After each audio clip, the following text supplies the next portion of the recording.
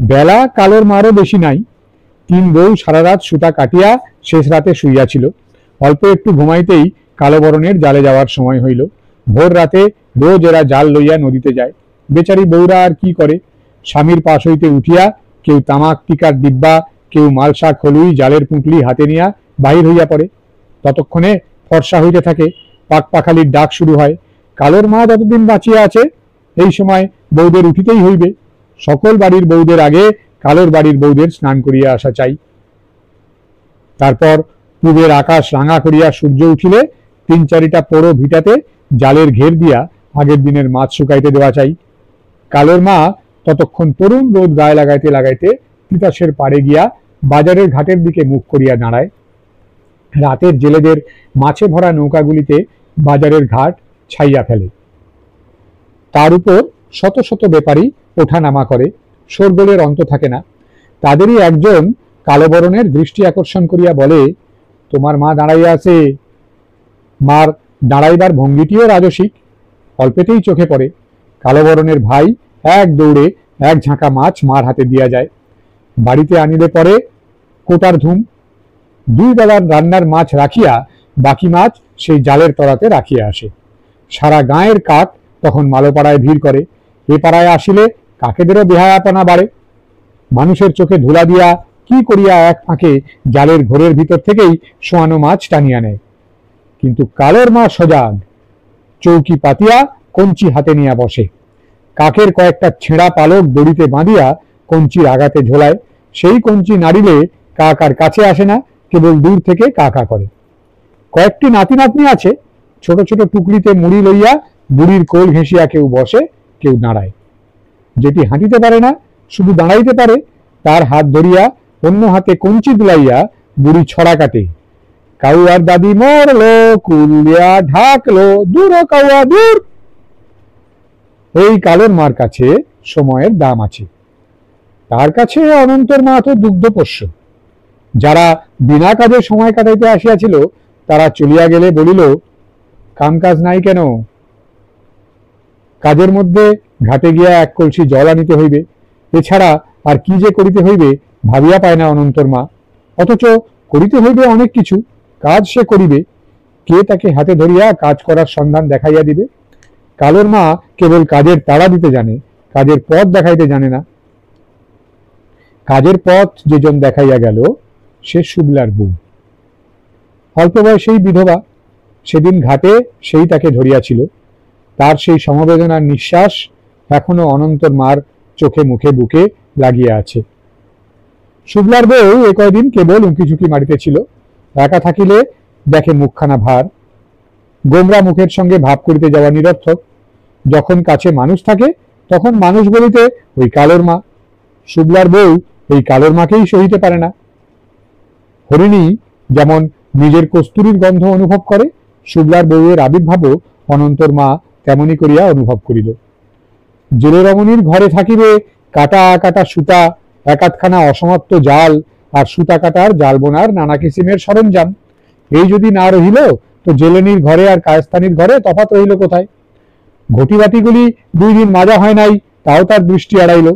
মনে মনে শুভলার বউ বলিল, এর আলসেমি 2 দিনেই ভাঙিতে হইবে। তার মাথার চুলে দেব দুর্লভ অজস্রতা। স্বাদ হয় খুলিয়া নাড়িয়া চাড়িয়া দেখে। মুখখানা মলিন তবু সুন্দর। চিবুক ধরিয়া নাড়িয়া দিলে বেশ হইত। সুন্দর চোখ দুইটি শুভদৃষ্টির সময় কার দিকে পূর্ণ দৃষ্টিতে চাহিয়াছিল। কেমন না জানি ছিল সেজন, কিন্তু সেজন তো আর নাই। কেউ তো আমারই মতো বিধবা। ছাওয়ালের বাপ কবে সঙ্গে গেল দিদি? জানি না। বলি, মারা গেছে তো? জানি না। বিয়া হয়েছিল কোন গাঁয়ে? জানি না। আরে আমি কই একটা বিয়া হয়েছিল তো? জানি না দিদি। শুভলার বউ না চটিয়া পারিল না। ওরা কপাল, কই এই সাওয়ালটা হইছে বিয়া হইয়াই তো। মনে মনে খানিক ভাবিয়া নিয়া এবারও আগের মতোই জবাব দিল, জানি না তো দিদি। খালি জানি না জানি না জানি না। তুমি কি দিদি কিছুই জানো না? নাকি জিভে কামড়, শিরে হাত, কেমনে এলো জগন্নাথ? আসমান থাইকে আসছে বুঝি? অনন্তর মা অপমানে মরিয়া যাইতে থাকে। ঘরখানা যেন শুদ্রানীর মন্দির, না আছে এক বন্দা সুতা, না আছে একখানা তকলি।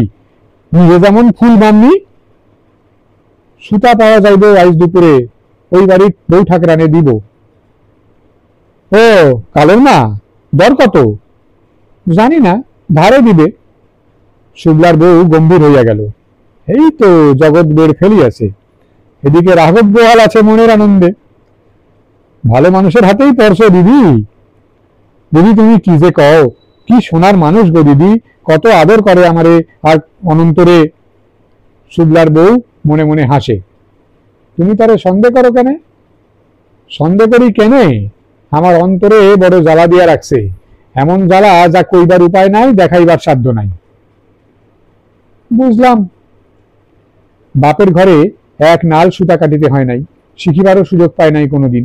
10 সের সুতা লইয়া সে অথই জলে পড়িল। দুপুরের পর সুবলের বউ কতগুলি সুতা কাটার হাতিয়ার লইয়া হাজির হইল। সেগুলি মাটিতে নামাইয়া বলিল, এই নাও বড় টাকু মোটা সুতার লাগি, এই নাও ছোট টাকু চিকন সুতার, আর এই একখান পিড়ি দিলাম, ঘাটে গিয়া সনের লাছি এর উপরে আছড়াইয়া ধুইয়া আনবা, তারপর রোদে শুকাইবা, রাইতে আইয়া সব শিখাইয়া দিমু। অনন্তর মার প্রথম চেষ্টার ফল দেখিয়া শুক্লার বউ হাসিয়া খুন, বলে, আমার দিদি কাটুনি সুতা কাটতে পারে, এক নাল সুতায় হস্তি বান্ধা পড়ে। দ্বিতীয় দিনের ফল দেখিয়া খুশি হইয়া বলিল, এইবার কাটো চিকন সুতা ছোট টাকু লইয়া। 7 দিনে 14 নিড়ি সুতা হইল। 7টা মোটা সুতার, 7টা সরু সুতার। মোটা 1 টাকা ও সরু 2 টাকা সের দরে একদিন কৈবর্ত পাড়ার লোক আসিয়া পরমাদরে কিনিয়া নিল। সুতা বিক্রির পর কালোর মা আসিয়া বসিল, বলিল, পুরা চক্ষের জ্বালায় আর বাঁচি না, ভাওচন্ডির মতো ভাই রয়ে গেল। মানুষটা কে গো মা, কে? নাম তো জানি না মা, খালি মুখ চিনা। ওই যে সুতা আনতে গেছিলাম। ও চিনছি, শুক্লার বউ। শুক্লা নাই, তার বউ আছে। আগে ডাকতো বাসন্তী, আমি ডাকতাম রামদাসার ভাগ্নি। আমার ছোট পুতের সঙ্গে বিয়ার কথা হয়েছিল, সেই বিয়া হইল গিয়া গগনের পুত শুক্লার সাথে। সেই শুক্লা মরল, সেমড়ি তার নামের জয় ডাক হইয়া রইল। এখন ছোট বড় সকলেই ডাকে শুক্লার বউ। আপনি ছোট সাওয়ালের সঙ্গে কথাবার্তা ঠিক হয়ে গেছিল বুঝি? হ মা, তারও আগে হনের কথা আসিল রামকেশবের ঘরের কিশোরের সাথে, যে কিশোর এখন পাগল হইয়া বনে বনে ফিরে।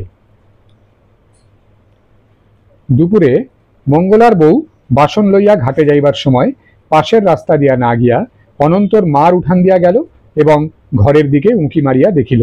ফিরিবার সময়ও তেমনি ভাবে ঘরের দিকে চাহিতে চাহিতে ঘর হইতে সুবলার বউ ডাকিয়ে বলিল, অমোহনের মা, আজ যে দেখি আঘাটাতে চন্দ্র উদয়। মঙ্গলার বউ বিরক্ত হইল। শুক্লার বউ যে উহাকে দিন রাত আগলাইয়া রাখে, ইহা ভালো লাগে না, এক দণ্ড একা পাইবার জো নাই। বিরক্তি মানুষকে অনেক সময় নির্মম করিয়া তোলে। মঙ্গলার বউ একটু আগাইয়া ছাঁচের তলায় আসিয়া এক পা বারান্দার উপর এক পা নিচে রাখিয়া ঝুঁকিয়া পড়িল, তারপর হাতের তালুতে গাল ঠেকাইয়া বলার কথাটাকে গুরুত্বপূর্ণ করিয়া তুলিল। কিলা শুক্লার বউ, আজ নগরে বাজারে কি সমস্ত কথাবার্তা শোনা যাইতেছে? কি সমস্ত কথাবার্তা? 10 বিচারের মধ্যে নাকি তার কথা খান উদারসন হইবে? কার কথা গো? অমোহনের মা, কার কথা? সাউলের মার। মঙ্গলার বউর কণ্ঠে শ্লেষ। শুক্লার বউ কথা না বাড়াইয়া তার ভুল শোধরাইয়া দিল। 10 জনের বিচারে তার কথা উঠবো কেন গো? সে কি কেউর বাপের ধন সাপেরে দিয়া খাওয়াইছে, না পথের মানুষ ডাইকা আনছে যে 10 জন তার বিচার করব? ভালো কইরা না শুই না তোমরার উপর ভাষা ভাষা কোনো কথা আমি কই না মা। শুক্লার বউ সত্যি এত সহজে থামিল না। রাত্রের বৈঠকের সকল কথাই সে বলিয়া রাখিল। মাতব্বরেরা সকলে এতদিন বাড়িতে ছিল না। কেউ গিয়াছিল উত্তরে ব্যাপার করিতে, কেউ গিয়াছিল উজানে ধান কিনিতে, কারো হইয়াছিল জ্বর। এখন সব লোক গাঁয়ে আসিয়াছে।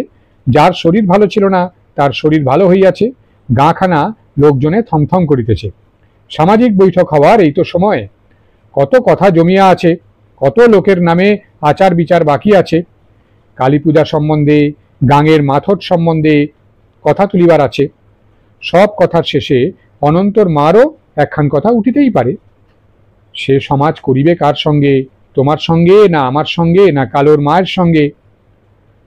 শুক্লার বউয়ের কথার তোরে মঙ্গলার বউ ভাসিয়া গেল, কিন্তু অনন্তর মার ভয় করিতে লাগিল। 10 জনের মধ্যে কথা উঠিবে ভাবিতে বুক দূর দূর করে। নতুন গায়ে নতুন মানুষ হইয়া আসার এমন ঝকমারি। সন্ধ্যার অল্প আগে 2টি ছেলে বাড়ি বাড়ি নিমন্ত্রণ করিতে আসিল। ছেলে 2টি পাড়ার এক প্রান্ত হইতে শুরু করিয়া প্রত্যেক বাড়িতে বলিয়া গেল, ঠাকুর সকল ঘরে নিয়ে আসো, আমার একখান কথা। ভারতের বাড়িতে আজ 10 জনের সভা, তোমরার নিমন্ত্রণ। পান তামুক খাইবা, 10 জনের 10 কথা শুনবা। বাঁধা কথা, অনন্তর মাও বাদ পড়িল না। বিশেষত বৈঠকের সঙ্গে যার মামলা জড়ানো থাকে, ঘোষক জনগণের আহ্বান তাকে বিশেষভাবে জানাইবে, ইহাই নিয়ম। অনন্তর মা কিছুতেই একা যাইত না। শুক্লার বউ তাকে টানিয়া বাহির করিল। তারা যখন ভারতের বাড়ি উপস্থিত হইল, বৈঠক তখন পুরাপুরি জমিয়া গিয়াছে। ভারতের বাড়ির উঠান খুব প্রশস্ত। চারিদিকের ভিটায় বড় বড় 4টা ঘর, মাঝখানে উঠান উঁচু। কিছুদিন আগে এই উঠান এত প্রশস্ত ছিল না। ভারতের সুটকির কারবার। উঠানের মাঝখানে গভীর গর্ত খুঁড়িয়া 9 মাস আগে সুটকির খাদ দিয়াছিল। এখন চড়া বাজারে সেই সুটকি তুলিয়া পাইকারি দরে বেচিয়া ফেলিয়াছে। খাদ ভাঙিয়া উঠান সমান করিয়াছে, কিন্তু গর্ত বুঝানোর পরও উদ্বৃত্ত মাটি থাকিয়া যাওয়াতে উঠানটা গরবিনীর মতো বুক টান করিয়া রাখিয়াছে। মেয়েরা যেখানে রাঁধে, ধান সিদ্ধ করে, মুড়ি চিড়া করে, মাথায় তেল দেয়, উকুন বাছিয়া দেয় পরস্পরের, সেখানটাতে একটা আবদ্ধ বেড়া। তার ভিতর থেকে তারা উঠোনের ভিতরকার সবাইকে দেখতে পায়, উঠান হইতে কেহ তাহাদিগকে দেখিতে পায় না। সেখানে বসিয়াছে মেয়েরা। উঠান জুড়িয়া পাল খাটানো, মাঝখানে উত্তম বিছানায় বসিয়াছে পাড়ার গণ্যমান্য কয়েকজনা। তাদের সবাই বড়, কেউ টাকার জোরে, কেউ গায়ের জোরে, ভাইয়ের জোরে, কেউ বুদ্ধির জোরে। তবে যাদের বিচার বুদ্ধি বা উপস্থিত বুদ্ধি কিংবা কথার পেঁয়াজ খাটানোর প্রতিভা আছে, সকল বৈঠকেই তাদের প্রাধান্য। এই শ্রেণীর কেউ যদি ভাতৃ ও অর্থ বলে বলিয়ান হয়, তার কথার উপর কথা বলার সাহস কম লোকেরই থাকে। এমনই যে ব্যক্তিটি মাঝখানে বসিয়া আছে, তার চোখ মুখের চেহারা ও বসিবার ভঙ্গি অনন্তর মার দৃষ্টি প্রথমেই আকর্ষণ করিল। শুক্লার বউ বুঝাইয়া দিল, এই জনের এই কয় বড় মাতব্বর। কানের কাছে মুখ নিয়া বলিল, নাম রামপ্রসাদ। শিবের মতো চোখ, মণি গোসাইয়ের মতো দাড়ি। এ জনের দীক্ষা আমার জ্যাঠার কথা মনে পড়ে ভয়ন। কোন দিক দিয়া বাড়ি? এ গ্রামে থাকে না, কালোর বাপের সাথে বিবাদ কইরা 10 বছর আগে ঘর দুয়ার লইয়া যাত্রা বাড়ি গেছে। ঘাটে গেলে তিতাসের বাঁকে যে মঠ দেখা যায়, তারই পরে কুরুলিয়া খাল, খালের ওই পারের গাঁয়ের নাম যাত্রাবাড়ি। সেই গাঁয়ে আর মালো নাই, খালি কৈবর্তরাই থাকে। তারপরেই যিনি দৃষ্টি আকর্ষণ করেন, তার চোখ মুখ দুর্বাসার মতো প্রধারক্ত, বয়স হইলেও যুবকের মতো শটান। বড় মাতব্বরের পরেই এই জনের কথা গ্রাহ্য হয়। কায়েত পাড়ায় যাত্রার দল হয়, তাতে তিনি মুনি ঋষির পাঠ করেন। কৌপিন পড়িয়া নামাবলী গায়ে দিয়া খড়ম পায় তিনি যখন আসরে ঢোকেন, ভয় তখন কারো মুখ দিয়া কথা ফোটে না। পৈতা ধরিয়া যখন রাজাকে অভিশাপ দিবার জন্য গর্জন করিতে করিতে সামনের দিকে ঝুঁকিয়া পড়েন, তখন আসরের চারিপাশের গরিব লোকগুলি তো দূরের কথা, অমন যে রাজা, হাতে তলোয়ার, গায়ে ঝকমক করা পোশাক, সেও থরথর করিয়া কাঁপিতে কাঁপিতে তার পায়ের কাছে নত হয়। এমন তেজ এই জনের। নাম দয়াল চাঁদ। জানিবার ও বুঝিবার মতো আরো কয়েকজন এই দলে ছিল।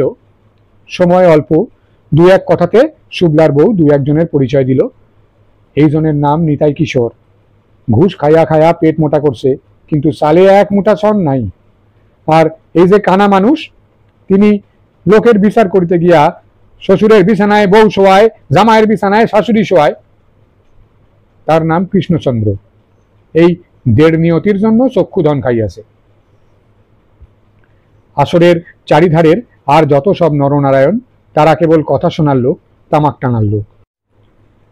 কয়েকটি ছেলে হুঁকা কলকে মালসা ডিবা লইয়া বসিয়া গিয়াছে। অনবরত ছিলিম ধরাইয়া হাতে হাতে চালাইয়া দিতেছে, আর সেসব হুঁকা পুরানা হইবার পর তাদের হাতে হাতে ফিরিয়া আসিতেছে। একটা পরিষ্কার ঝকঝকে বড় কাঁসার থালাতে কয়েক বিড়া ধোয়া মোছা পান, সুচিক্কণ সুপারি, মাজা ঘষা কয়েকখানি বাটিতে চুন ও অন্যান্য মশলা। থালাখানা হাতে করিয়া মধ্য বিছানায় নমস্কার করিল ভারত। 10 জন পরমেশ্বর, আমার একখান কথা, পাননি দেওয়ার সময় আছে। সকলেই সম্মতিসূচক দৃষ্টিতে তাকাইল। পরে রামপ্রসাদের দৃষ্টির ইঙ্গিত পাইয়া ভারত নিজে মাতব্বরদিগকে পান বাটিয়া দিল। পরে পাড়ার একটি ছেলের হাতে থালাখানা তুলিয়া দিল। সে ক্ষিপ্র হস্তে এই জনারণ্যে পান বাটা শুরু করিল। কিন্তু শেষ না করিতেই বৈঠকের কথা আরম্ভ হইয়া গেল। দয়াল চাঁদ দুর্বাসা সুলভ ভঙ্গিতে চারিদিকে তাকাইয়া রইল।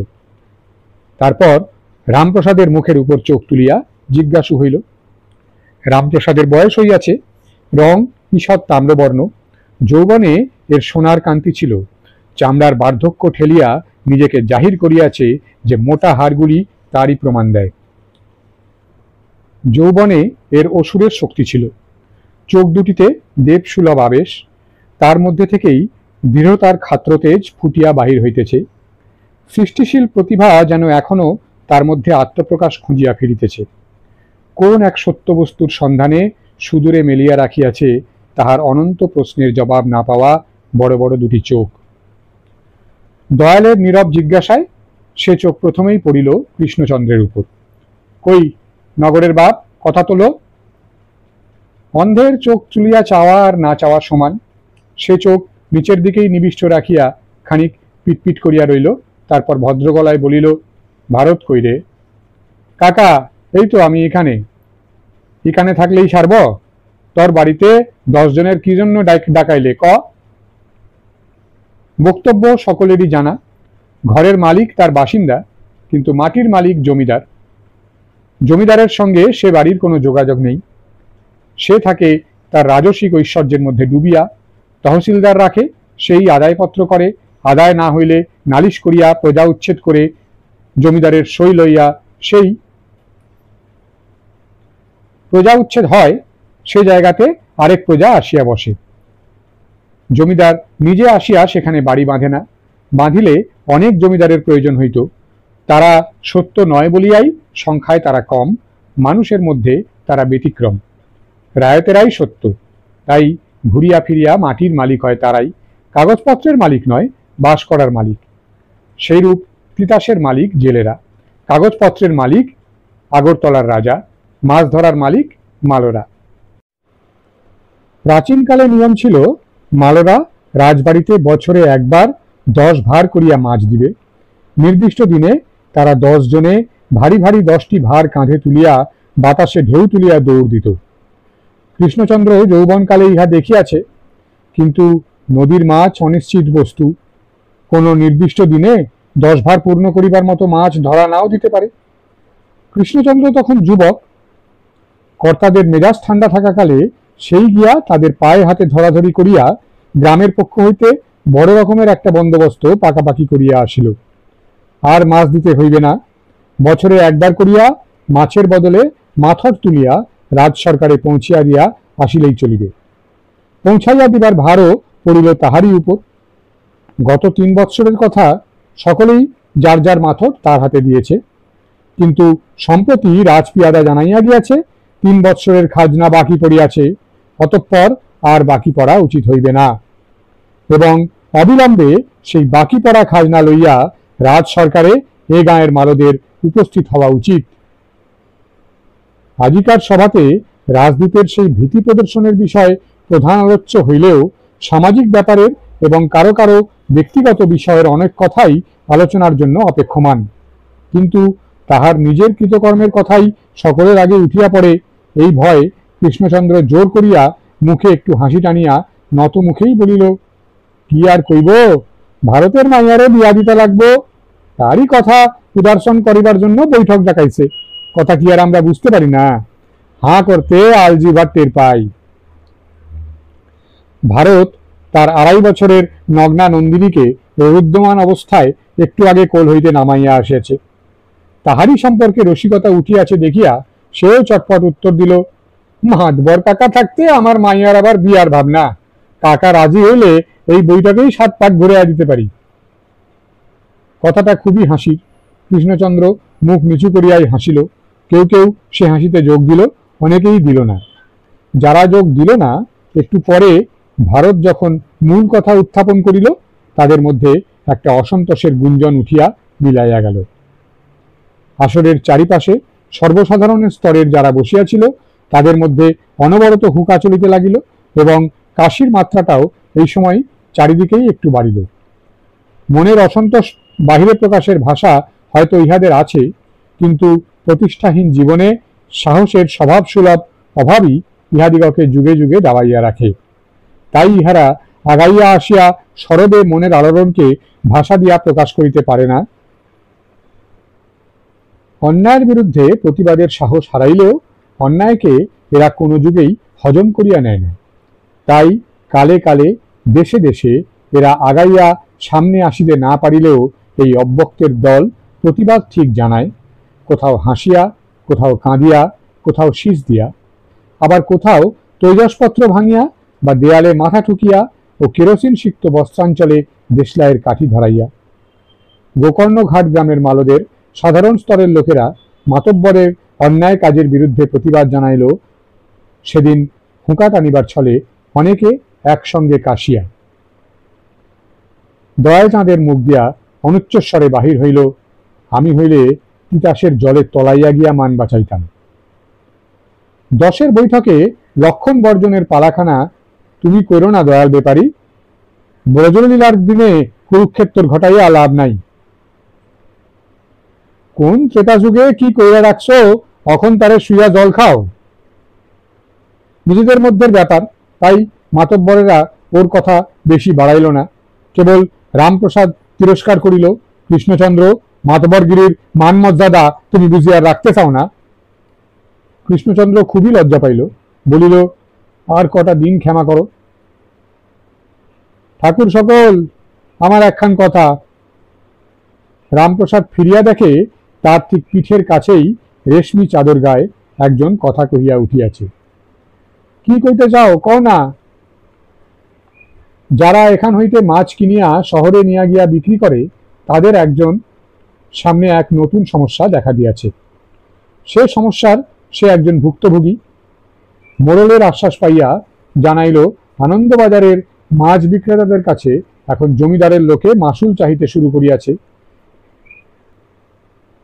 মাছের ভার পিছু 2 আনা করিয়া মাসুল না দিলে বলিয়া দিয়াছে মালদিগকে বাজারে বসিতে দিবে না। রামপ্রসাদের চোখে মুখে একটা কঠোরতার ছায়া পড়িল। সে বাজারের ইতিহাসখানা চকিতে তার মনের পর্দায় ছায়া ফেলিল। জগৎবাবু আর আনন্দবাবু, শহরের এই দুজন গণ্যমান্য জমিদার, একই সময় নিজ নিজ নামে 2টি বাজার বসায়। দুইজনই চায় নিজেরটা জমুক, অন্যেরটা না জমুক। দুজনেরই লোকে মালদের ধরিয়া পড়িল। মালরা কার কথা মান্য করিবে ভাবিয়া পায় না। রামপ্রসাদের কাছে সকালে আসিল জগৎবাবুর লোক, বিকালে আসিল আনন্দবাবুর লোক। সে যার পক্ষে টলিবে, মালরা তারই বাজার জমাইবে। সকালে যারা আসিল গোপনে জানাইল, বাবু তোমাকে 300 টাকা দেবে, তুমি কথা কও। সে কথা কহিল না। বিকালে যারা আসিল তারা জানাইল, বাবু মালদের প্রত্যেককে 25 টাকা নগদ দিবে আর 1খানা করিয়া ধুতি দিবে। রামপ্রসাদ তাহাদিগকে পান্তামাক খাওয়াইল। পরের দিন মালরা দলে দলে মাছের ভার লইয়া আনন্দবাজারে পসরা সাজাইল। যারা বেপারী তারা তো গেলই, যারা বেপারী নয় তারাও নৌকা ঘাটে বাঁধিয়া এক ভার মাছ লইয়া বাজার আরো করিল। কি জমাটাই না জমিয়াছিল সেদিনকার বাজার। সেদিন হইতে জগৎ বাজার কানা। আনন্দবাবুর সেদিন মুখে হাসি ধরিতেছিল না। সে আনন্দবাবু আজ আর নাই। তার লোকেরা আজ গোকর্ণঘাটের মালদের কাছে খাজনা চায়। শুনো বেপারী, বাবুরে সাপ কইয়া দিও, মালরা মাছ বেচতে কোনো সময় মাসুল দেয় নাই, দিবেও না। জায়গা দেউক আর নাই দেউক, মালরা বাজার জমাইতে যেমন জানে, ভাঙতেও জানে। তারা যেখানে যায় আ পথে পথ হয়, আ বাজারে বাজার হয়। তামসীর বাপের কানে এ সকল কথা ঢুকিতেছিল না। সে নিজের কথা ভাবিতেছিল, এই বৈঠকে তার কথাও উঠিবে। মনে মনে সে নিজেকে অপরাধী স্থির করিয়া রাখিল। সত্যি তো পাড়ার মধ্যে ঐক্য রাখা ও পাড়ার স্বার্থ দেখাই সর্বাগ্রে কর্তব্য। তারা আমার কে? তারা মালদের ঘরে নেয় না। মালরা কোনো জিনিস ছুঁইলে সে জিনিস তারা অপবিত্র মনে করে। পূজা পার্বণে মালোরা তাদের বাড়ির প্রসাদ পাইলে এটো পাতা ফেলিয়া আসিতে হয়। সে পাতা ওরা ছোঁয় না, জাত যাইবে। এরা মালোদের কত ঘৃণা করে। মালোরা লেখাপড়া জানে না, তাদের মতো ধুতি চাদর পরিয়া জুতা পায়ে দিয়া বেড়ায় না, কিন্তু তাই বলিয়া কি তারা ছোঁয়ারও অযোগ্য? মালোরা মালো বলিয়া কি মানুষ নহে? এমন সময় তার ডাক পড়িল। ডাকিল দয়াল চাঁদ। তামসির বাপ, শুনছনি? হ কাকা, শুনছি, কও। দয়াল চাঁদ বলিয়া চলিল, বাজারের কাছে তোমার বাড়ি। বাজারের কায়েতরা তোমার বাড়ি আসিয়া নাকি তবলা বাজায় আর মেয়েদের দিকে নজর দেয়। ভাবিয়া দেখো, কায়েতের সঙ্গে মিশিছ বলিয়া তারা তোমাকে কায়েত বানাইব না, তুমি মালোই থাকবা। তারা তোমার বাড়ি আসিলে যদি সিংহাসন দাও, তুমি তাদের বাড়ি গেলে বসিতে দিবে ভাঙা তক্তা। তুমি রূপার হুকাতে তামাক দিলেও তোমাকে দিবে শুধু কলকেখানা। না না, কাজখানা তুমি ভালো করতেছ না। অনুতপ্ত তামসির বাপ শুধু এই কথা কয়টি বলিতে পারিল, 10 জন পরমেশ্বর, অনেক কাঁদছি, আর আমারে কাঁদাইও না। অবশেষে উঠিল অনন্তর মার কথা। তার বুক দূর দূর করিতে লাগিল। এ কথাটাও ভারতকেই তুলিতে হইল। নতুন যে লোক আসিয়াছে আপনারা সকলেই শুনিয়াছেন, তারে নিয়া কিভাবে সমাজ করিতে হইবে আপনারা বলিয়া যান। তারে কার সমাজে ভিড়াইবেন, কৃষ্ণ কাকার না দয়াল কাকার না বসন্তর বাপ কাকার? কৃষ্ণচন্দ্র বলিল, কোন গোষ্ঠীর মানুষ আগে জিগাইয়া দেখো, কোন কোন জায়গায় জ্ঞাতি আছে জানো। আদেশ মতো শুক্লার বউ তাকে জিজ্ঞাসা করিল। অনন্তর মা কাঁদিতে কাঁদিতে বলিল, ভাইন সকল, জ্ঞাতি গোষ্ঠীর কথা আমি কিচ্ছু জানি না। শুনিয়া সকলেই নিরুৎসাহ হইল, কেহই তাহাকে নিজের সমাজে লইতে আগ্রহ দেখাইল না। কৃষ্ণচন্দ্র বলিল, আমার সমাজ 20 ঘরের, ঘর আর বাড়াইতে চাই না। দয়াল চাঁদের সমাজও 10 ঘরের, প্রত্যেকটাই বড় ঘর, তার সমাজেও ঠাঁই হওয়া অসম্ভব। মঙ্গলা বসিয়াছিল সকলের পশ্চাতে, ঠেলিয়া ঠুলিয়া আগাইয়া আসিয়া সে বলিল, আমাদের সমাজে মোটে 3 ঘরের। রামপ্রসাদ জিজ্ঞাসা করিল, কারে কারে লইয়া তোর সমাজ? শুক্লার শ্বশুর আর কিশোরের বাপেরে লইয়া। তাহলে নতুন মানুষ লইয়া তোর সমাজ হইল 4 ঘর। হ কাকা,